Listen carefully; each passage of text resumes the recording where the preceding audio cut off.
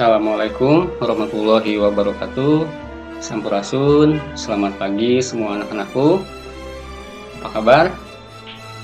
Mudah-mudahan pagi ini kalian tetap dalam keadaan sehat dan berbahagia ya.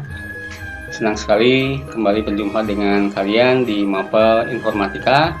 Pada pertemuan kedua kali ini, kalian akan mendapatkan sedikit beberapa penjelasan tentang dampak sosial dari teknologi digital. Jadi seperti yang Bapak bilang pekan lalu, sebelum kita melangkah jauh ke bahasa pemrograman, kita lihat bagaimana dampak sosial yang diakibatkan oleh teknologi digital ya.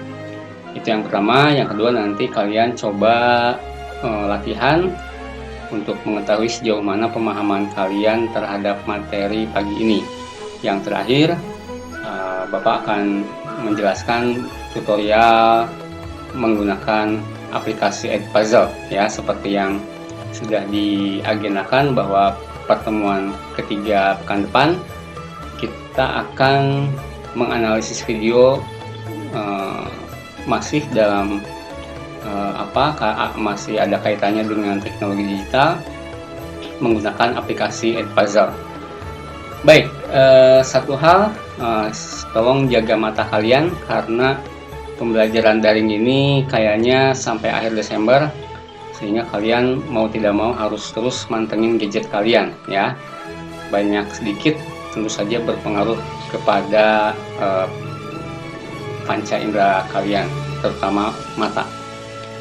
Oke, langsung saja kita mulai.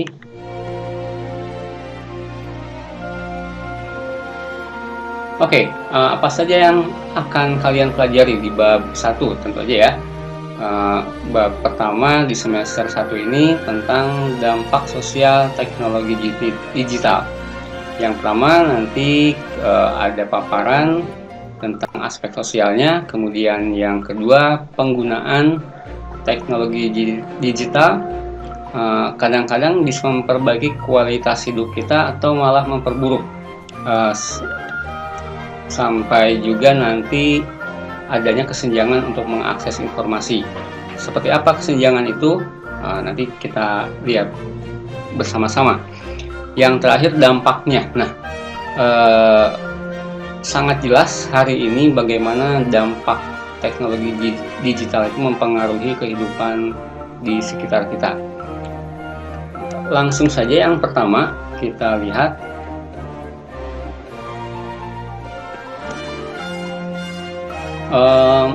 teknologi tidak akan terlepas dari kehidupan kita, terutama digital, apalagi setelah ditemukannya smartphone ya, atau HP yang sering kita bilang sehari-hari. Ada sisi positif, ada sangat banyak, tapi ada juga hal negatifnya, sisi negatifnya. Oke, kita lihat misalnya di bidang ekonomi. Teknologi digital mampu meningkatkan kemampuan produksi di dunia industri. Kemudian pertumbuhan ekonomi semakin tinggi ya, persaingan dalam dunia kerja bertambah karena kita tidak hanya mengandalkan bangku kuliah untuk mempelajari ilmu-ilmu ekonomi, tapi juga sangat banyak, terutama di misalnya kanal YouTube ya, itu sangat banyak ilmu-ilmu ekonomi yang bisa kita pelajari. Kemudian lapangan pekerjaan semakin terbuka, semakin banyak.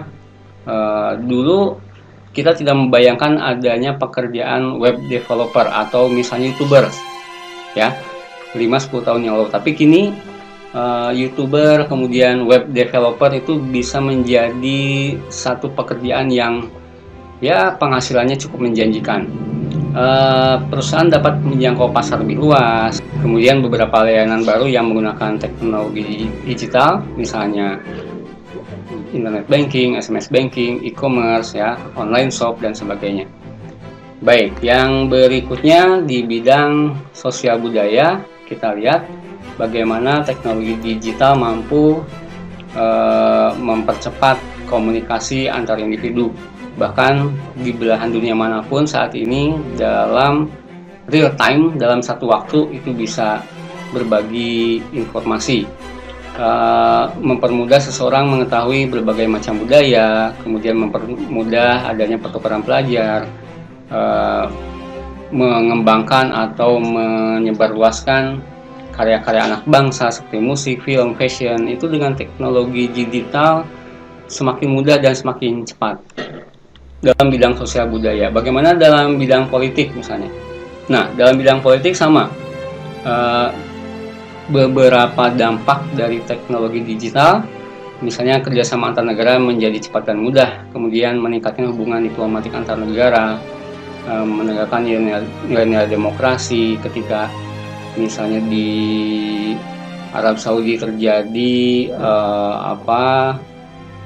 insiden terhadap pangeran kerajaan yang terbunuh ya, itu dampaknya sangat luas dan dunia internasional bisa menekan hal-hal semacam itu yang tidak sesuai dengan demokrasi.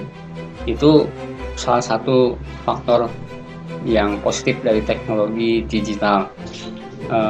Yang berikutnya memperluas, meningkatkan hubungan kerjasama, kemudian adanya e-government. E-government itu artinya pengelolaan pemerintahan secara secara digital ya. Oke, dulu kita tidak pernah membayangkan kalau mempunyai aspirasi atau kritikan terhadap pemerintah itu bisa langsung disuarakan ya, harus lewat dewan misalnya atau DPR. Hari ini kalian Bapak melalui Twitter, melalui email atau platform apapun bisa menyuarakan aspirasi, bisa memberikan kritikan terhadap pemerintah secara langsung, secara cepat. Itu contoh kecil. Nanti kalian silakan coba cari penggunaan teknologi digital yang bisa merubah aspek sosial di masyarakat. Oke, bagaimana penggunaan teknologi digital bisa memperbaiki kualitas atau memperburuk kualitas hidup kita sehari-hari? Adanya kesenjangan digital ya, kesenjangan ekonomi dan sosial terkait akses, penggunaan atau dampak teknologi digital. Contoh negara adidaya Amerika, di sana ada kesenjangan antara si kaya dan si miskin ya, the behave dan the behave not, di mana orang-orang kaya, orang-orang yang mempunyai uang itu bisa membeli akses informasi apapun, sehingga mereka mempunyai kesempatan untuk berbisnis, mengenyam pendidikan lebih cepat, lebih luas dibanding mereka yang memang tidak mempunyai uang atau lebih have not tadi, sehingga kemampuan membeli perangkat digitalnya terbatas. Itu menjadi kecemburuan sosial, itu menjadi salah satu faktor yang memang dampak negatif dari teknologi digital. Kita lihat bagaimana di negeri ini ya, 72,4% menurut We Are Social pada tahun 2018 penggunaan internet itu hanya ada di masyarakat urban atau perkotaan, sedangkan di pedesaan itu hanya sebagian kecil. Artinya orang-orang di desa sebagian besar tidak mempunyai informasi cukup apa yang terjadi di dunia ini saat ini ya.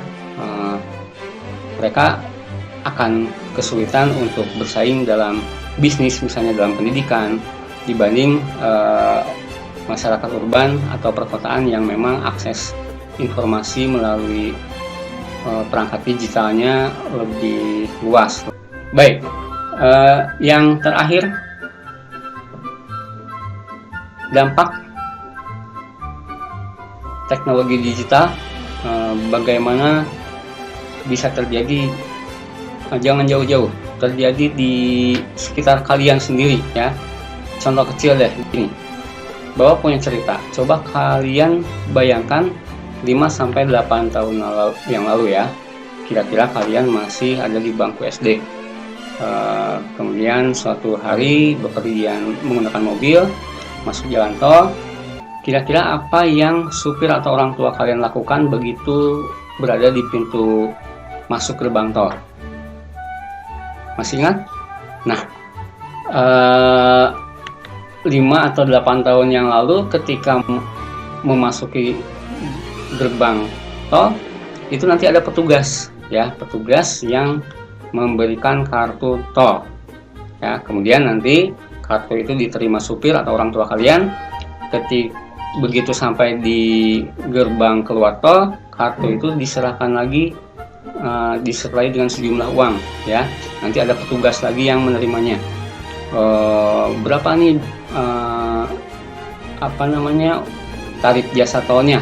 Misalnya dari Bitung ke Karawaci, 5.000. Nah, uang yang harus disiapkan tentu saja tidak boleh kurang, dan itu memakan waktu cukup lama hanya untuk satu transaksi, ya. Nah, apa yang terjadi sekarang? Hampir tidak ditemukan lagi petugas di gerbang tol, ya. Jadi hari ini dewasa ini menggunakan gerbang tol otomatis, sehingga supir atau orang tua kalian hanya perlu tapping di pintu masuk, kemudian tapping yang kedua di pintu keluar. Sangat-sangat drastis perubahannya karena ada beberapa dampak yang bisa kita lihat.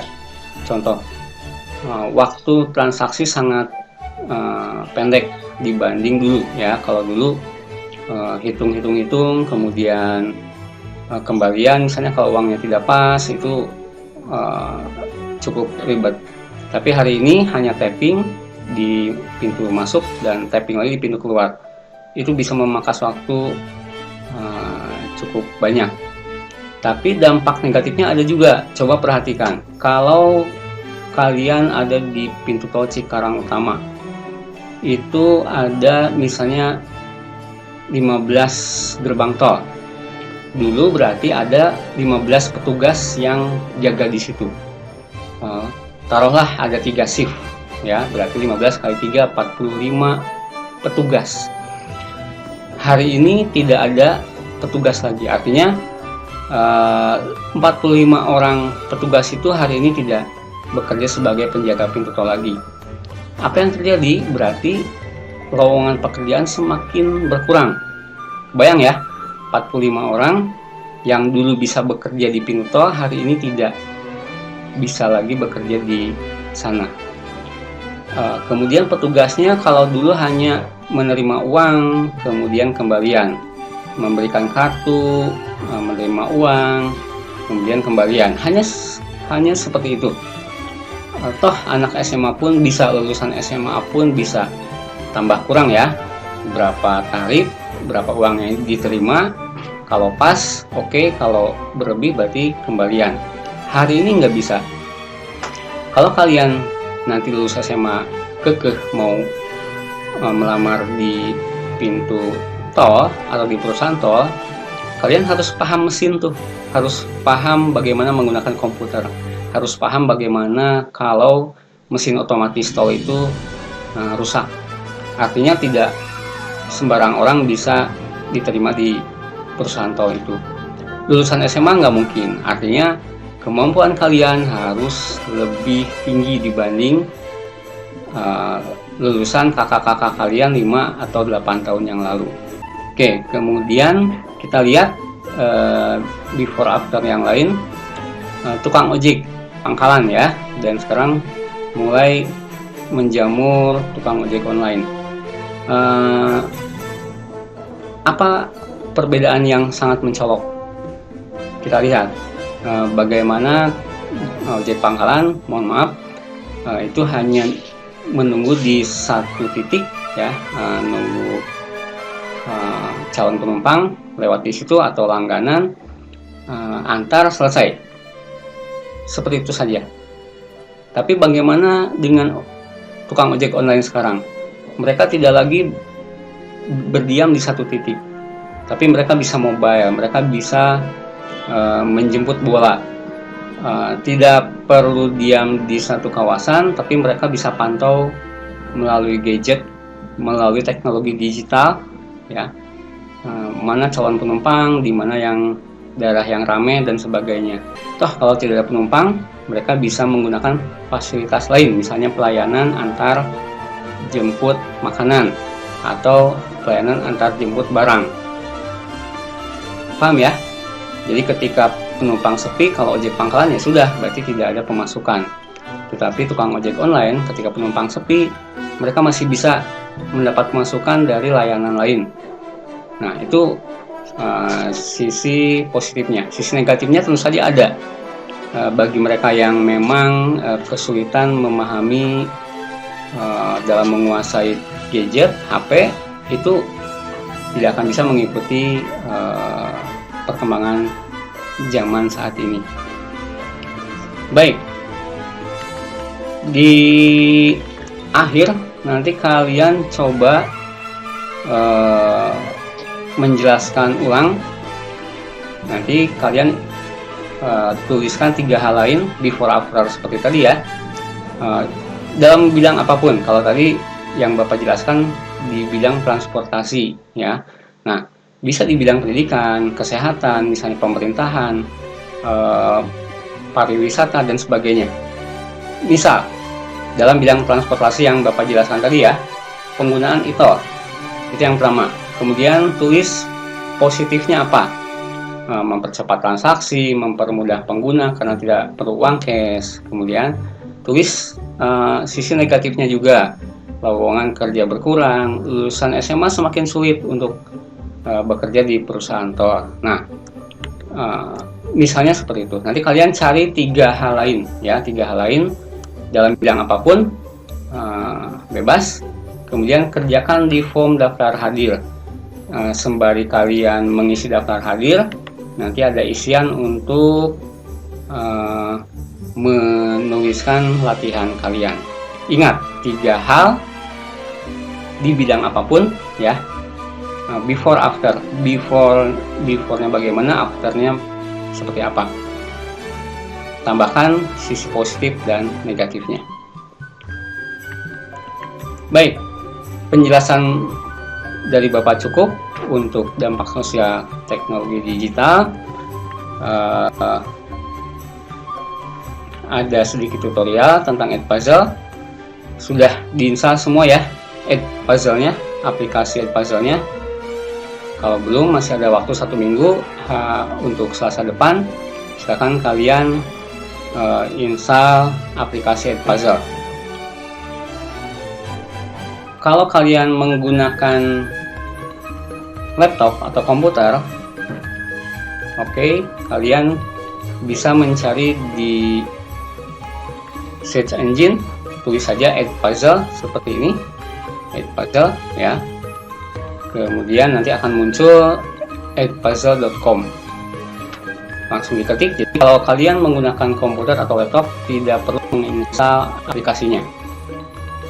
Setelah muncul Edpuzzle, halaman Edpuzzle, klik login untuk I'm a student ya, jangan I'm a teacher. Klik saja. Bisa menggunakan akun Gmail kalian. Nah, ini kita klik di bawahnya nanti ada sign with Google. Nah, kalian silakan, contohnya di sini akun Bapak, tinggal diklik saja, nanti diminta passwordnya ya. Kalau belum masuk, ini kebetulan sudah. Contohnya di sini ada kelas kimia. Nah, tunggu kapan waktu yang Bapak tugaskan. Berarti Selasa jam 7 ya untuk IPA. Kalau yang IPS berarti hari apa? Kamis jam 11. Nanti akan muncul di tugas kelas sesuai dengan hari dan jamnya. Nah, nanti akan muncul seperti ini. Ini contoh saja. Nanti akan muncul di tugas kelas Edpuzzle.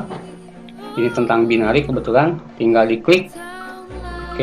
Lihat tugas. Kemudian klik Edpuzzle-nya.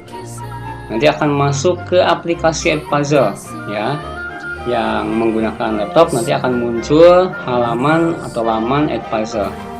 Play video, kalian tonton baik-baik, catat apa yang ada di sana, ya, amati dan pahami. Nanti di tiap segmen akan muncul pertanyaan. Lihat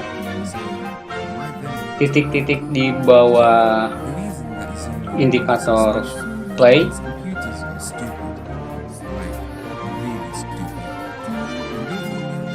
Oke, nah begitu sampai di dot segmen atau di titik segmen akan muncul pertanyaan yang harus kalian jawab.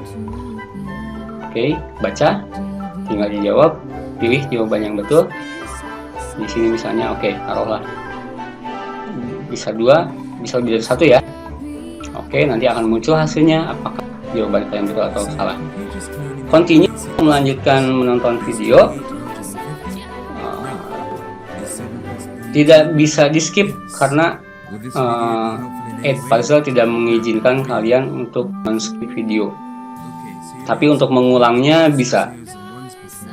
Tunggu sampai segmen berikutnya terlewati ya. Nanti muncul pertanyaan kedua seperti ini.